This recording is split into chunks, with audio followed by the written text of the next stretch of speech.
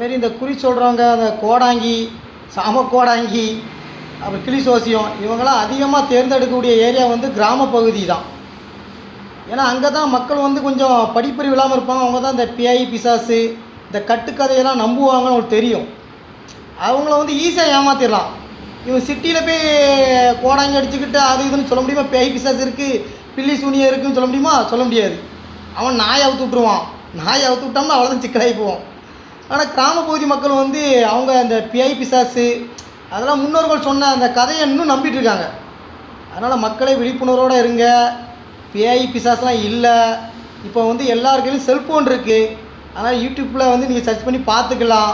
இது வேறு பேய் பிசாசு இது இருக்குதுன்னு சொல்லி எந்த ஆய்வும் உறுதிப்படுத்தலை. அதனால் மக்கள் தெளிவாக இருங்க, பயப்படாதீங்க. எந்த கோடாங்கி வந்தாலும் தயவுசெய்து குறி கேட்காதீங்க, அவனை அனுப்பி விட்ருங்க. 5 10 போட்டு போயிட்டு வாயான்றுங்க.